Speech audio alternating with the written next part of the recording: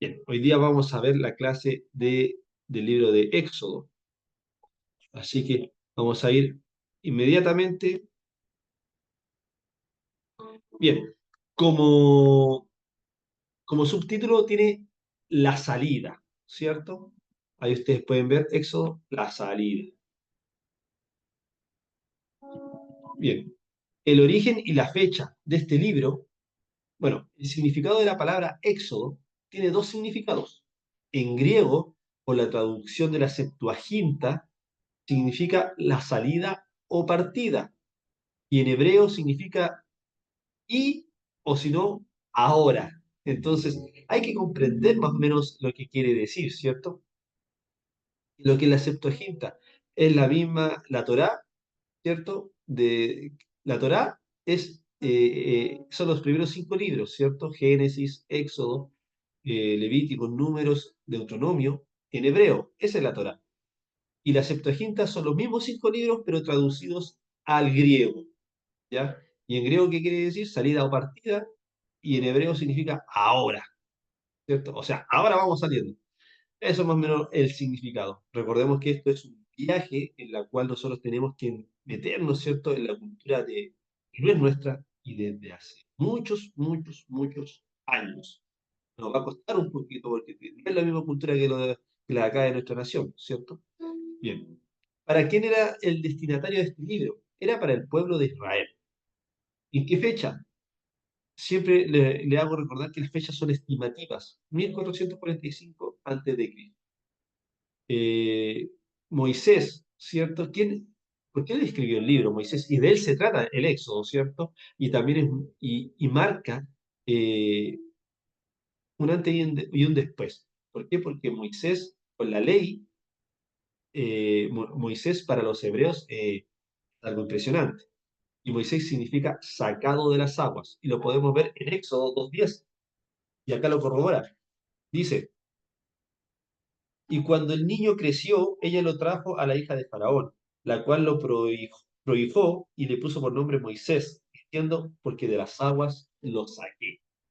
Entonces, muy importante saber lo que significaba Moisés, porque de las aguas lo saqué, ¿cierto? Este libro, amados hermanos, nos orienta sobre la esclavitud que vivía el pueblo hebreo en manos de los egipcios, como Dios envía a un libertador para su pueblo, pasando por una serie de sucesos en el cual el Señor los conduce a la tierra prometida.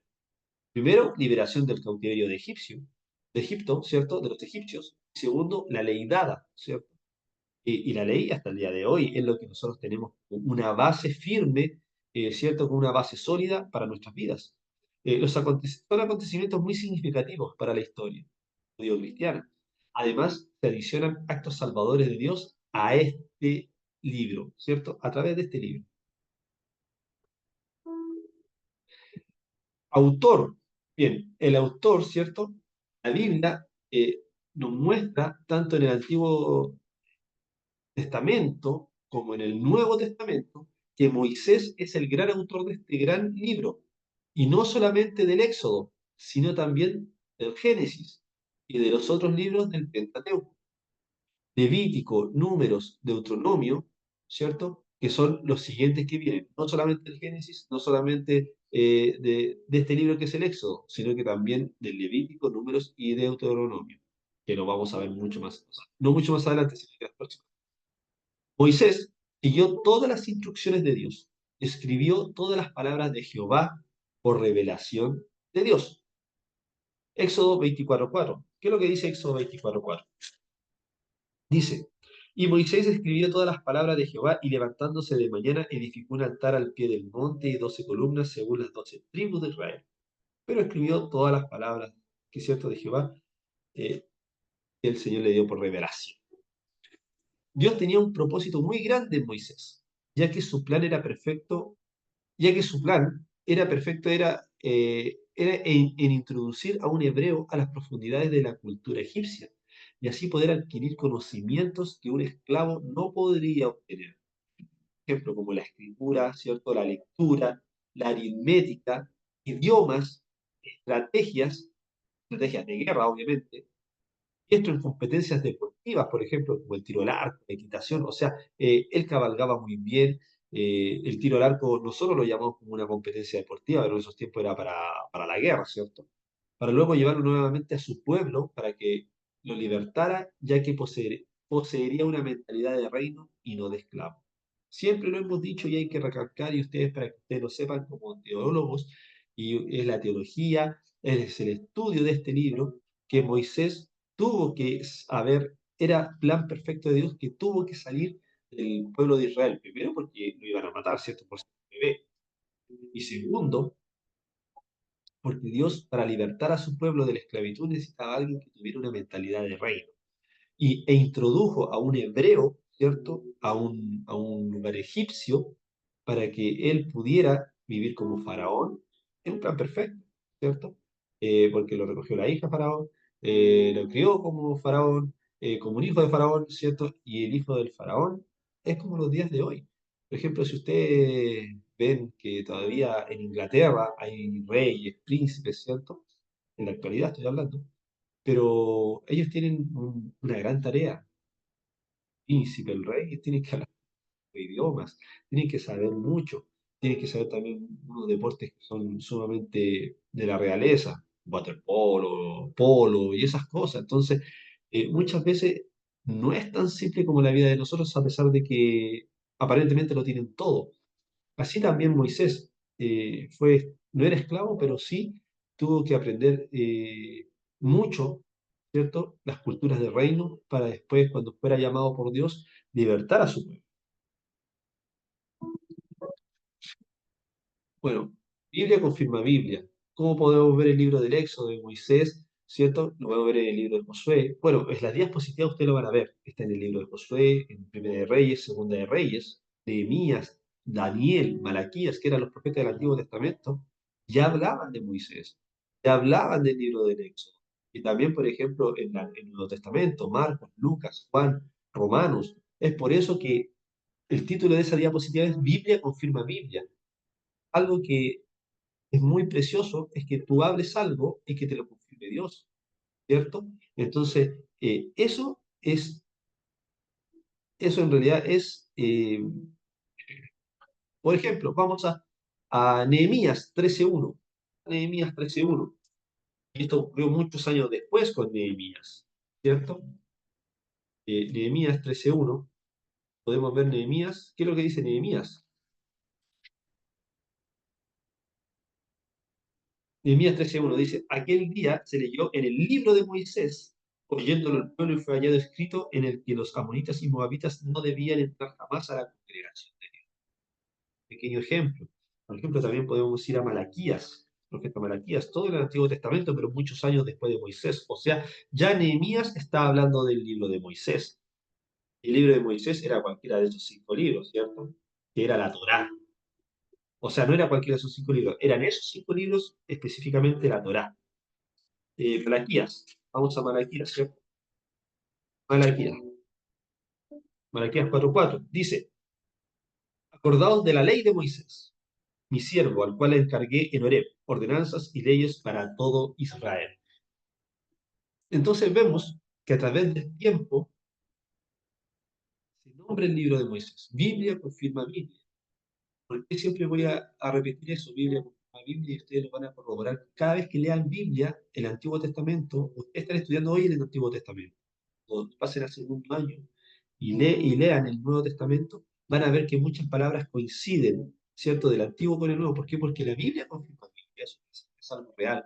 Es por eso que existen los libros apócrifos. ¿Por qué? Porque se dice que se dijo, pero no, ni siquiera Jesucristo lo nombraba. Recuerden que Jesucristo nombraba hasta el gran pez de Jonás. Entonces, nos da hecho de que sí existieron las cosas, de que sí pasaron. Por ejemplo, Romanos 10:5. Romanos 10:5. Vamos a ir a un ejemplo del Nuevo Testamento. Romanos 10:5. ¿Qué quiere decir? Porque de la justicia que es por la ley de Moisés, escribe así, el hombre que haga estas cosas vivirá por ella. Nombra la ley de Moisés. Por ejemplo, Marcos 7:10, el libro de Marcos 7:10, es lo que dice Marcos 7:10.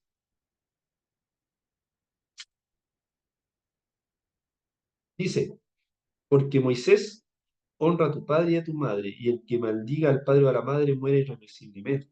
Entonces, ya está dando alusión, ¿cierto?, del libro de Moisés. Entonces, sí es vital, sí existió, sí es verdadero, sí lo utilizan, ¿cierto? Biblia confirma Biblia.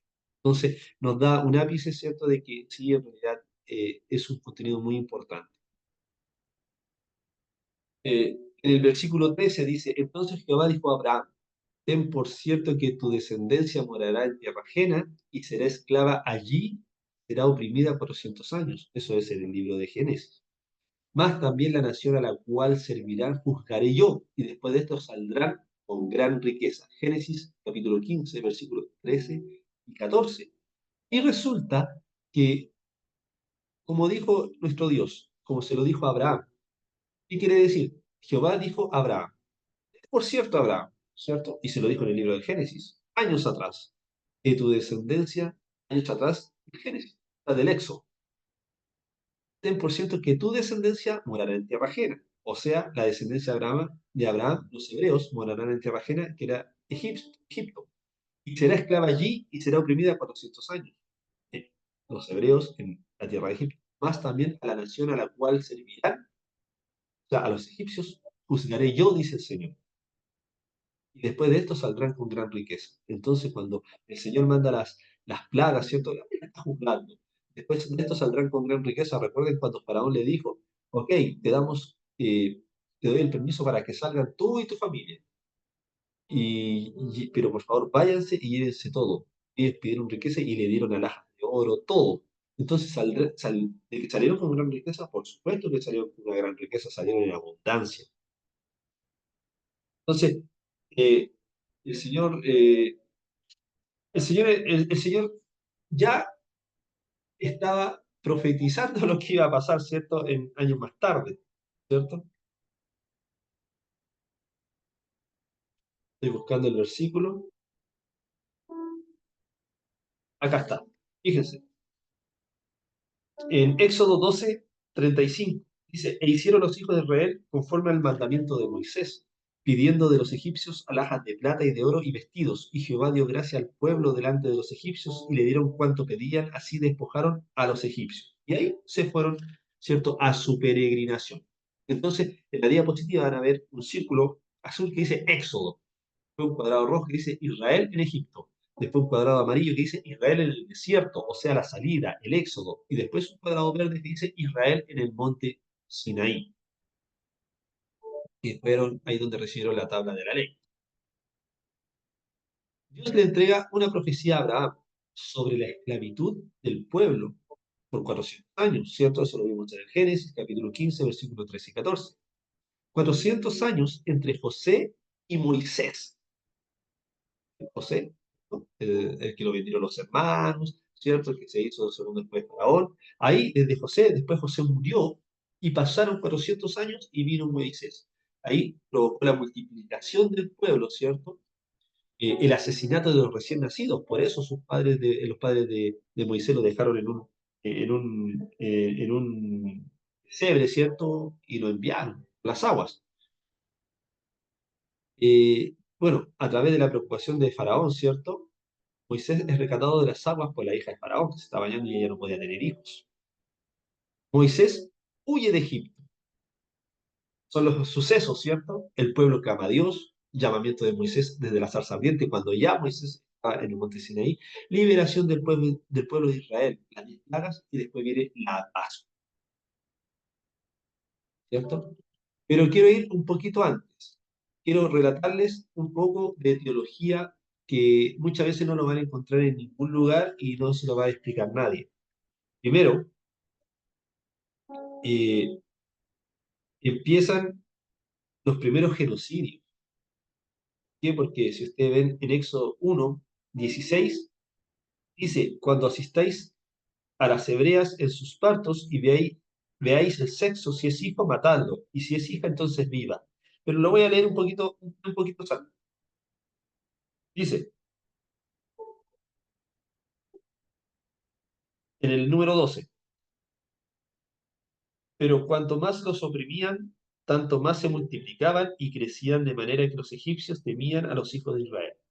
Ojo, pasó el tiempo, miren, voy a empezar de un poquito del principio. Cuando entraron las 12 tribus, ¿cierto? Y eso lo pueden ver al principio del capítulo de Éxodo, capítulo 1. En el versículo 6 dice, y murió José y todos sus hermanos y toda aquella generación. Y los hijos de Israel fructificaron y se multiplicaron, fueron aumentados y fortalecidos en extremo y se llenó de ellos la tierra. Entre tanto, se levantó sobre Egipto un nuevo rey que no conocía a José, y dijo a su pueblo, he aquí el pueblo de los hijos de Israel es mayor y más fuerte que nosotros.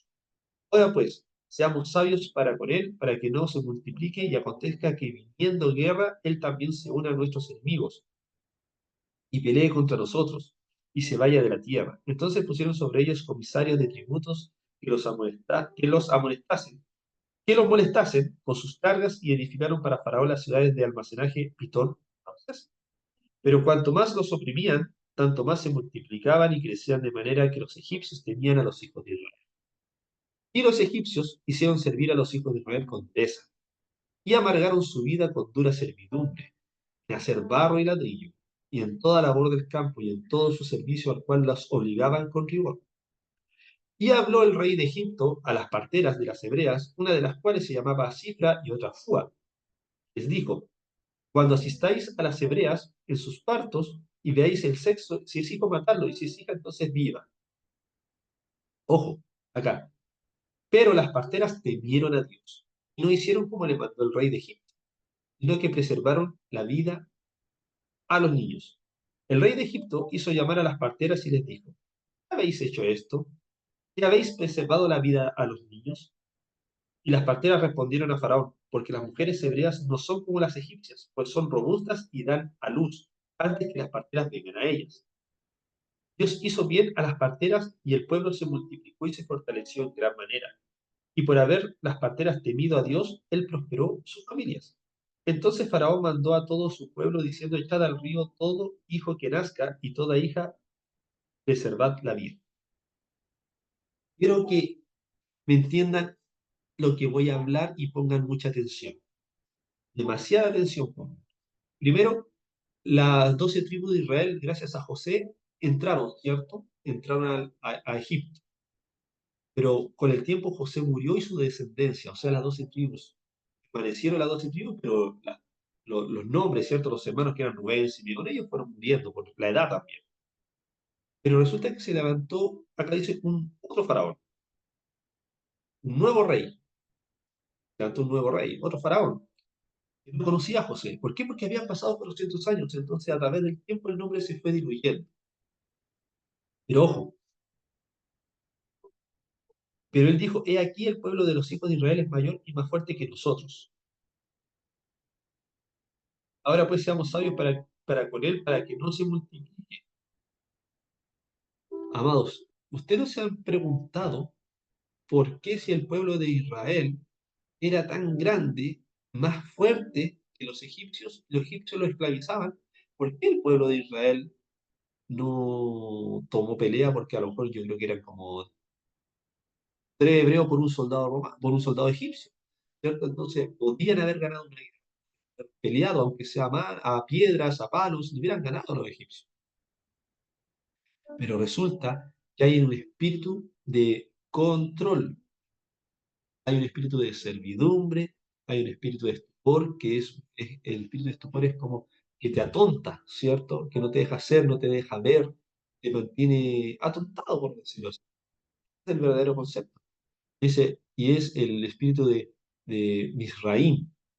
Entonces, es por eso que ustedes muchas veces ven a las iglesias, lamentablemente, que el pastor, por decirlo así, o la pastora, o el ministro, que está hablando adelante, comete unas barbaridades, o bien los manipula, los amenaza, es un Dios de miedo, de temor, eh,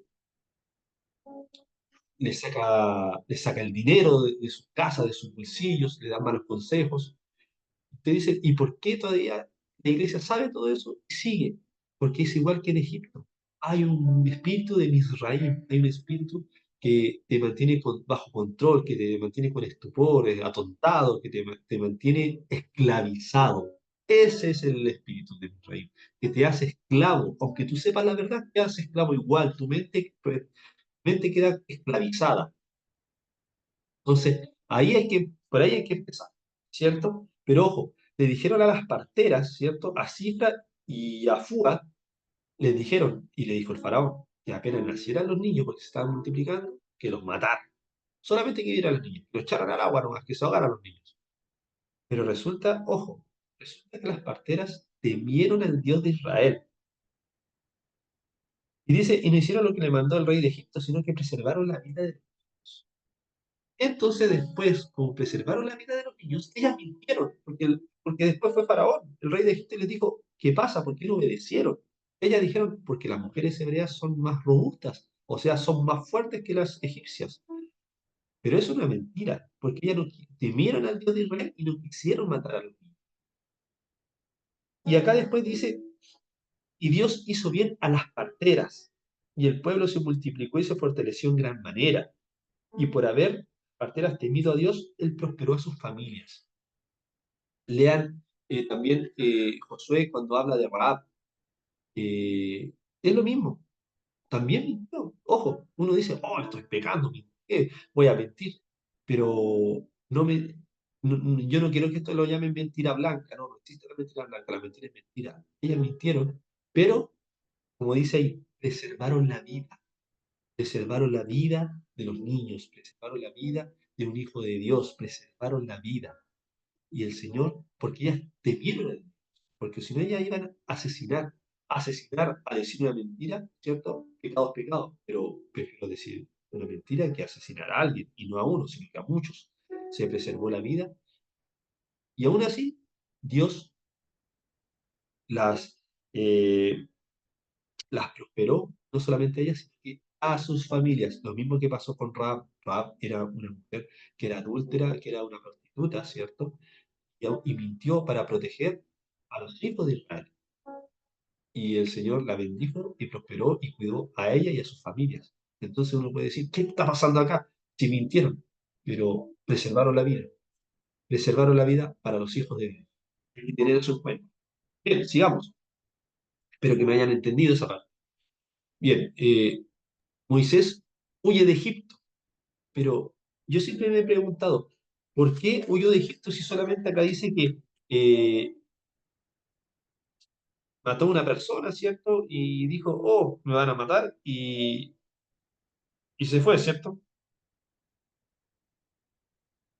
Y uno dice, pero ¿por qué huyó por matar a un egipcio que le estaba pegando a un esclavo si él era como el faraón, ¿no es cierto? Era como el hijo del dueño de la empresa porque lo iban a echar, ¿cierto? Yo no entendía, pero empecé a estudiar, indagar, indagar, indagar, y bajo las raíces hebreas, eh, ojo, pestaña y ceja acá, abran bien los oídos, abran bien los sentidos, porque esto es teología y no se lo van a enseñar en ningún lugar.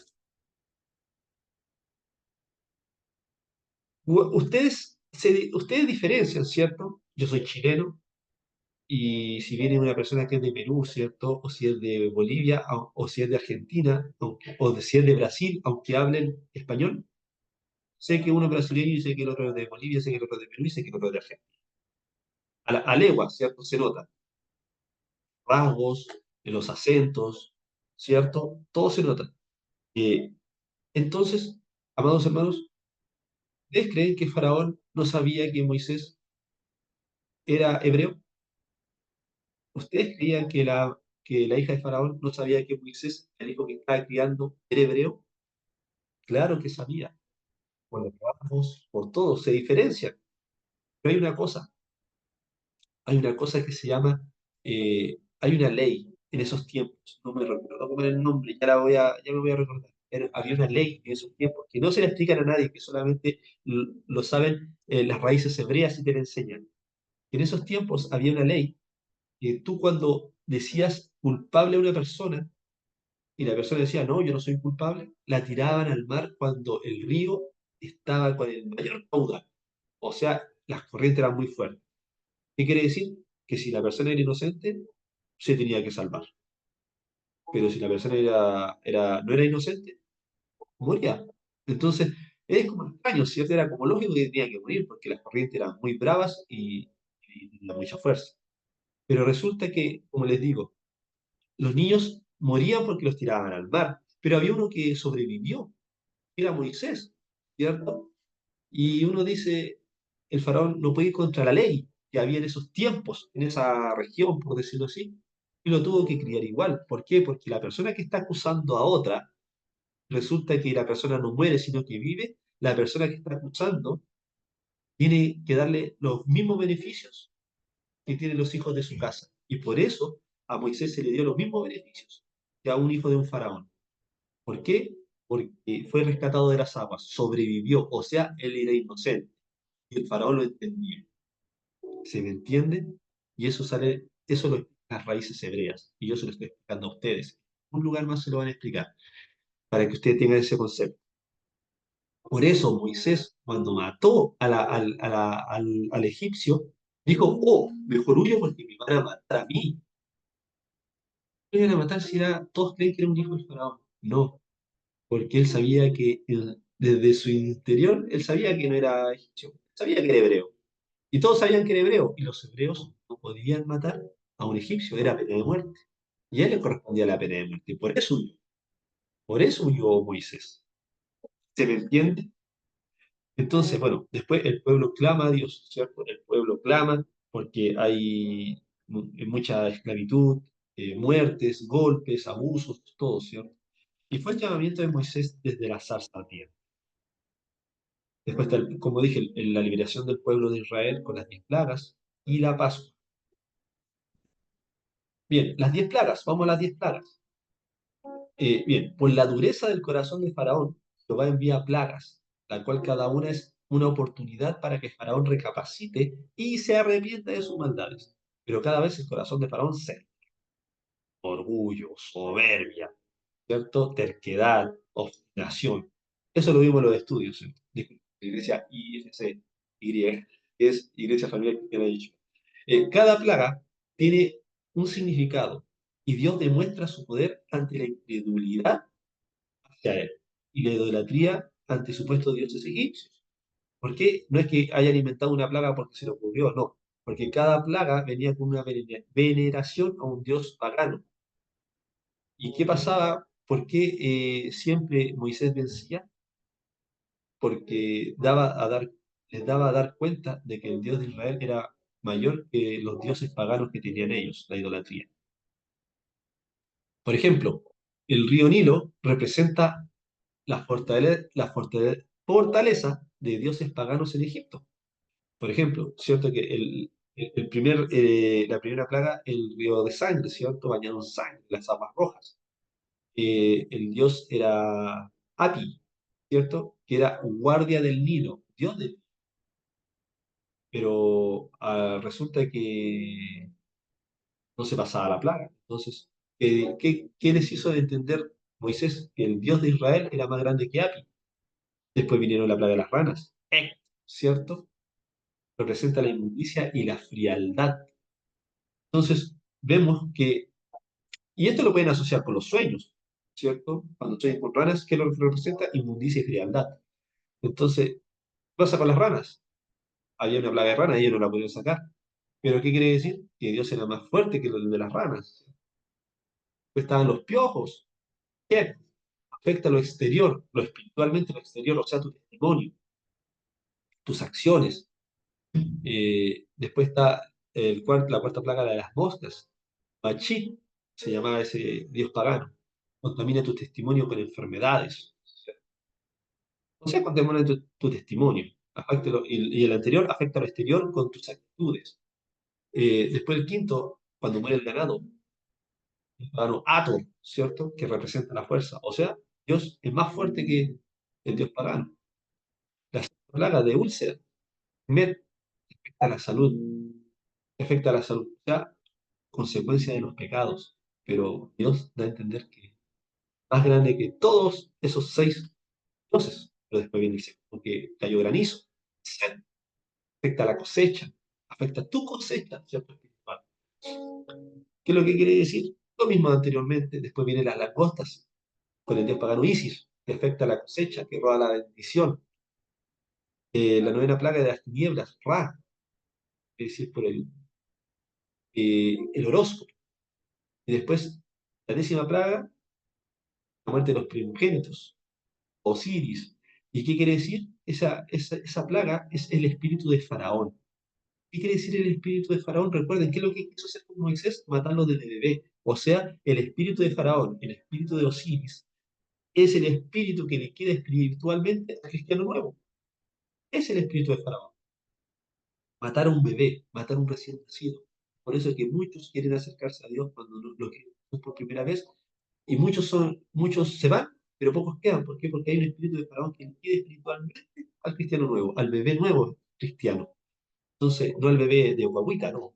Espiritualmente, que va por primera vez a una iglesia, puede que se quede, puede que se vaya, y no es porque la iglesia o el pastor sea bueno o malo, sino que hay un espíritu pseudo del faraón y empieza a rondar. Esos son los espíritus demoníacos que andan, que muchas veces uno no cree.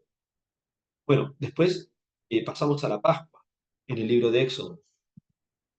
Y acá, fíjense, dice, el animal será sin defecto, macho de un año, y tomaréis de las ovejas o de las cabras, y tomarán de la sangre y la pondrán en los dos postes y en el dintel de las casas en los que han de comer. Y aquella noche comerán la carne asada al fuego y panes sin levadura. Con hierbas amargas la comerán, y la comeréis así, unido vuestros lomos, vuestro calzado en vuestros pies, y los comeréis apresuradamente. Es la Pascua de Jehová, y la sangre os será por señal en las casas donde vosotros estéis. Y veré la sangre y pasaré de vosotros, y no habrá en vosotros plaga de mortandad, cuando hiera la tierra de Egipto.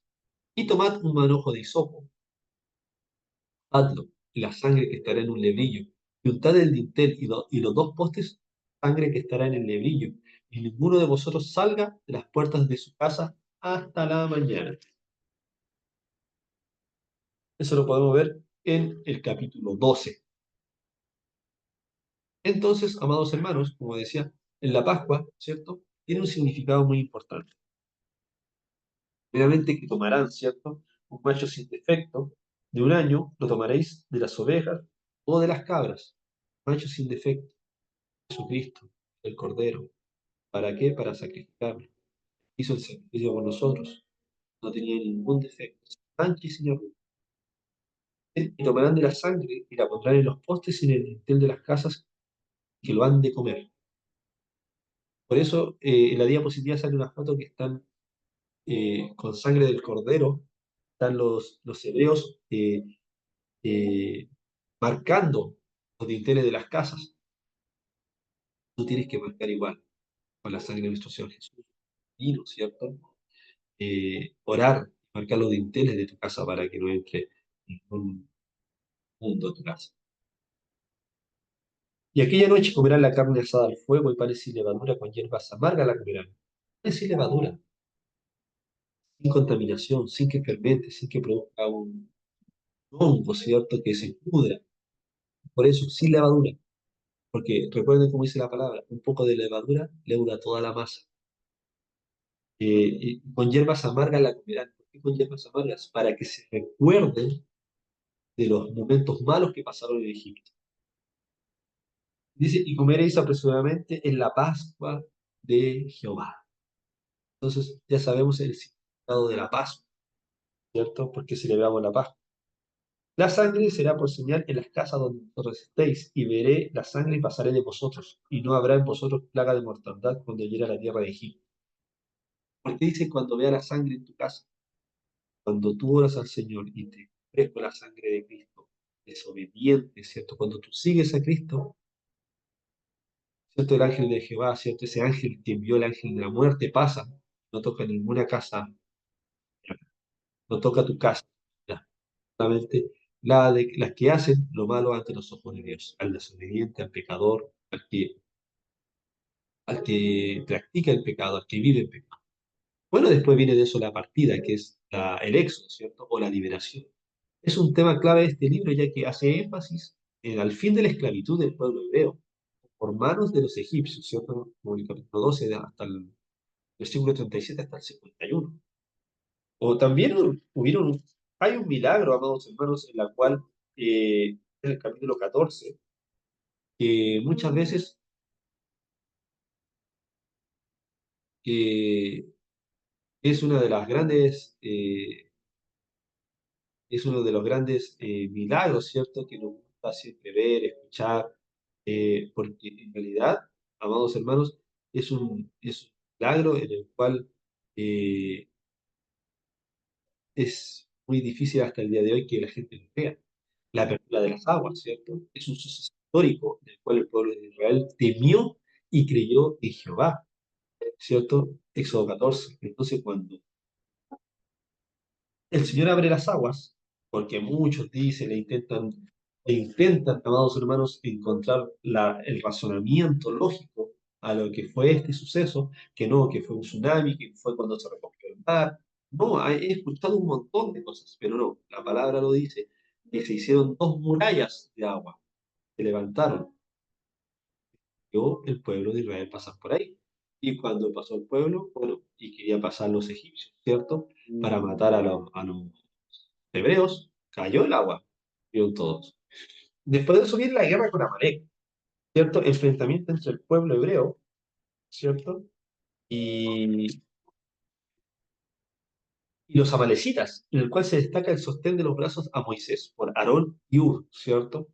Eh, y eso tiene un bonito significado, ¿cierto? La fuerza, aguantar, ¿cierto? Tenaz ante la adversidad. Después viene lo de que es el monte Sinaí. Allí Dios le habló a Moisés y le informó que Israel sería de su propiedad personal entre todos los pueblos, ¿cierto? Eh, Después da los 10 mandamientos. Esta es la ley, cuya esencia son los 10 mandamientos que forman la base de las leyes y los fundamentos de la fidelidad y de la moralidad para el pueblo judío, ¿cierto? Y no solamente para el pueblo judío, sino que también para nosotros, obviamente reflejado en la vida de nuestro Señor Jesucristo, que cumplió la ley y con toda revelación. Por eso que nosotros, ¿cierto? No debemos abolir la ley si ni siquiera nuestro Señor Jesucristo lo hizo. Tenemos que tratar de hacerla, ¿cierto? Así como lo hizo nuestro Señor Jesucristo y aparte vivir como vivió Jesús. Eh, Porque forman la base, como dije, de las leyes y los fundamentos de la fidelidad y de la moralidad del pueblo judío y también cristiano, judío-cristiano. Junto con la ley del pacto se adhieren leyes y estatutos. Al final son 613 en total, no son 10, son 613 si te sigue leyendo, la cual se convierten en normas de conducta para la comunidad del pueblo de Israel. Y vosotros me seréis un reino de sacerdotes y gente santa. Estas son las palabras que dirás a los hijos de Israel. Éxodo 19:6. Imagínense. Por eso, amados hermanos, fíjense, ¿qué es lo que dice Éxodo 19:6? Y vosotros me seréis un reino de sacerdotes y gente santa. Estas son las palabras que dirás a los hijos de Israel. ¿Y por qué, amados hermanos? Para que vean, Biblia confirma Biblia, es lo que se dice más adelante. Nosotros somos reyes y sacerdotes. Biblia confirma Biblia, ¿no? Amén. Sé que sí.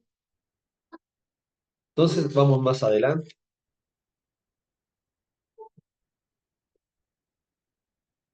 En el monte Sinaí, ¿cierto? Jehová da las indicaciones para la edificación de un santuario, un tabernáculo. También se le llama Mizcán, ¿cierto? Que es tabernáculo, ¿cierto? En hebreo. Vivienda específicamente una carpa. O sea, era una vivienda, pero específicamente era una carpa, ¿cierto? Y ese era el templo, ¿cierto? Cuando ustedes escuchan el tabernáculo, ¿cierto? El tabernáculo era su templo, ¿cierto? Era una vivienda, por decirlo así, porque, como les digo, era una carpa. Y también les indica sobre la confección del arca del testimonio y los utensilios sagrados. Y harán un santuario para mí y habitaré en medio de ellos. O sea, esa era su iglesia, por decirlo en los tiempos de hoy. Una carpa en un terreno, ¿cierto? Porque también llevaban, así como en vez de panderetas, no había panderetas, sino que eran telas. El tabernáculo era la localización de la presencia de Dios entre su pueblo, un símbolo visible de que Él era su Dios. Y allí Israel debía adorarlo y expiar las violaciones a las estipulaciones del pacto, ¿cierto? El tabernáculo, con la simbología y el sistema de sacrificios, era el medio por el cual Dios, infinito, trascendente y santo, podía hacerse presente entre su pueblo y morando o acampando entre ellos. El tabernáculo y sus utensilios. Miren, para que puedan entender el tabernáculo, primero que nada, Siempre lo digo, porque es parte también de una prédica que una vez el Señor pasó. El tabernáculo, podríamos decir que en estos tiempos es como una iglesia móvil, porque ellos iban caminando y llevaban el tabernáculo y después donde acampaban, ¿cierto? Pernoctaban por un tiempo, ahí armaban el tabernáculo para tener la presencia de Dios. Y era un terreno que lo cercaban con telas, con paredes de telas, ¿cierto? Que hoy día podríamos decir que eran paredes de bloque o de panderetas, ¿cierto? Y adentro estaba la carpa, una carpa grande, ¿cierto? En la cual ahí, ese era el tabernáculo, ¿cierto? El tabernáculo. Y resulta que para entrar al tabernáculo, primero tendrías que entrar al terreno que estaba cercado con esos muros de tela, y tú entrabas. Y el antejardín, por decirlo, antes de llegar a la carpa, ¿cierto? Estaba un pequeño terrenito de tierra, estaba el altar de la ofrenda quemada. O sea, ahí iban y quemaban el animalito, ¿cierto? Ese cordero, todo. Pero la entrada no tenía una puerta, sino que tenía una cortina, ¿cierto? Igual de tela. Y entraba y estaba el altar de la ofrenda. Y después del altar de la ofrenda, antes de la carpita que era el tabernáculo, hay un lavatorio. Era un lavatorio, ¿cierto? Donde tú podías lavarte las manos, podías lavarte la cara después de hacer el sacrificio, porque había que matar al poquito a la cabrita. Y entrabas al tabernáculo. Carpa que la puerta, ¿cierto? Era un velo. Otra pedazo de tela. Pero tú entrabas y al lado derecho estaba en la mesa del pan de la proposición. 12 panes, de las 12 tribus. Y al lado izquierdo estaba el candelero de oro. Estaba prendido todo el día. ¿Por qué? Porque era una carpa en el lugar. Recordemos que en esos tiempos no había luz. Las carpas son oscuras por dentro. Eh, los sacerdotes del pueblo de los levitas debían tenerla encendida las 24 horas del día. Después de eso, ahí mismo, ¿cierto? Estaba el altar del incienso. Resulta que ya estábamos adentro de la carpa cuando le estoy nombrando todo esto. Pero la carpa tenía dos separaciones. Entonces, cuando les nombré la mesa del pan, de la proposición, del candelero de oro y del altar del incienso, era como estar en el antejardín de una casa. Y ahora pasamos un segundo velo, que era una segunda puerta, para ir a la pieza matrimonial, por decirlo así. Era el lugar santísimo. Antes era el lugar santo, ahora lugar santísimo. En el lugar santísimo estaba el arca del pacto. Ahí es donde descendía la presencia. ¿Entienden? Y ahí solamente podía entrar el sumo sacerdote. Entonces, bueno, ahí después ustedes los van a ver en las diapositivas que les voy a enviar y y van a entender mejor. También los utensilios eran sagrados, ¿cierto? Y lo van a ver en las diapositivas. Bueno, amados hermanos, esa es la clase del libro del Éxodo. No sé si alguno tiene alguna duda, alguna pregunta, pero esa es la clase del libro del Éxodo. ¿Alguna duda, alguna pregunta, amados hermanos?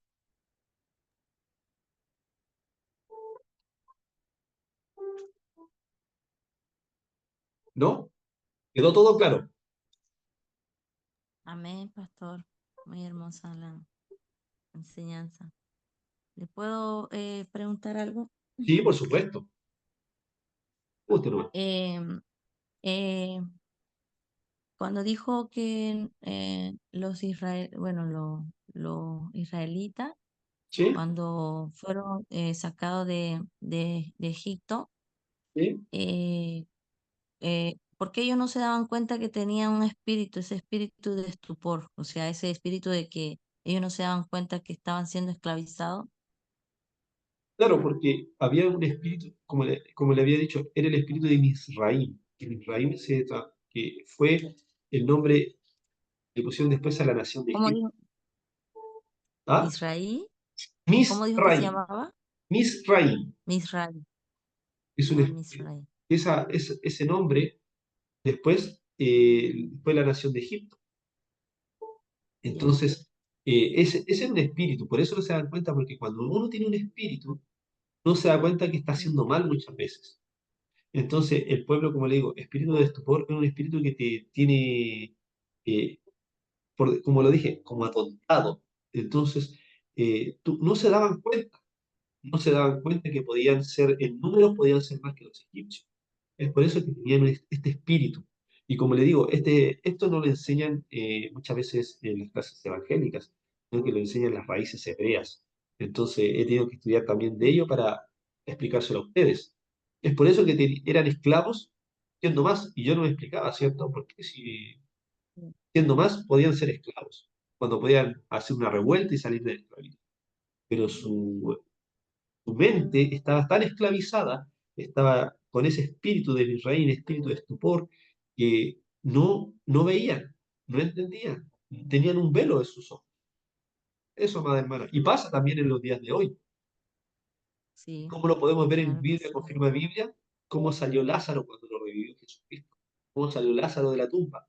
Dice que salió envuelto en telas, con telas en la vista y con las manos amarradas y los pies amarrados, las telas. Entonces, muchas veces, ¿cómo estamos los cristianos? Sin vista espiritual y amarrados de pies y manos. Estamos atados. ¿Me entiendes? Lo Así mismo es, le amén, pasa, amén, pastor. lo mismo le pasa al pueblo de Egipto. Y solamente Jesucristo pudo revivir y soltar las vendas y las cadenas, o sea, no las cadenas, sino que las vendas, los amarres que tenía eh, Lázaro. Nuestro Dios puede, y Dios hizo salir de la esclavitud a ese pueblo, que en realidad no entendían, no se daban cuenta. Y como le digo, muchas veces los cristianos estamos así, con ese mismo espíritu. No entendemos, no Así es, vemos. pastor, amén. Eso, eso, amada hermana. Amén, pastor. Qué hermosa palabra. Ya. No sé si mi hermano segundo tiene alguna duda, alguna consulta.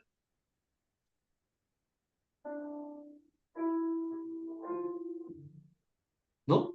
Bien, entonces vamos a orar para terminar la clase y cualquier consulta, cualquier duda, cuando vean nuevamente el video, me pueden hacer la pregunta por interno, por el WhatsApp, como quieran. Siempre estoy apto y llano a contestar. Así que vamos a orar. Amén, Amado amén, Padre, gracias te doy, Señor, por mis amados hermanos, Señor. Te doy gracias, Señor, por esta clase, Señor, en la cual yo sé que tu Santo Espíritu es el que se ha manifestado, el que ha hablado, el que se ha llenado de ti, Señor, Padre amado de la gloria. Gracias te doy, Señor, porque como lo dice tu palabra, donde hay dos o tres congregados en tu nombre, tú estás en medio de nosotros. Y acá hay tres, amén. como dice tu palabra. Y sabemos que tú estás poniendo un espíritu de entendimiento, dando las vendas, Amén. las pones espirituales, ¿cierto? De nuestros oídos, las vendas de nuestros ojos, para ver más allá, Señor. Para eso lo estamos instruyendo, para eso tú nos estás enseñando, Señor. Te damos las gracias, Padre amado de la gloria. Bendice a mis hermanos, que sean unos grandes teólogos para que puedan enseñar y explicar con revelación, como lo hacía Jesucristo, a las demás personas que no te conocen. Te damos las gracias, bendice a sus Amén. familias, sus hogares, sus casas, sus fuentes laborales, sus anhelos personales, todo, Padre. En el poderoso nombre de Cristo Jesús. Amén. Amén, mis amados hermanos. Los vemos el próximo martes. ¿Les parece? Amén, pastor. Muchas Amén. gracias, muchas bendiciones. Bendiciones. Ah, Amén. ojo, antes que despida, ya vimos el libro de Éxodo. Para la próxima semana tienen que estar Sí, pastor. viendo el libro de Números, así que lean el libro, disculpen, de Levíticos. Así que lean, Levítico. lean Levíticos, repasen Ya. Éxodo y lean Levítico. Eso viene para la próxima semana. ¿Ya? Bendiciones. Amén, pastor. Estén bien. Bendiciones, pastor. Muchas bendiciones.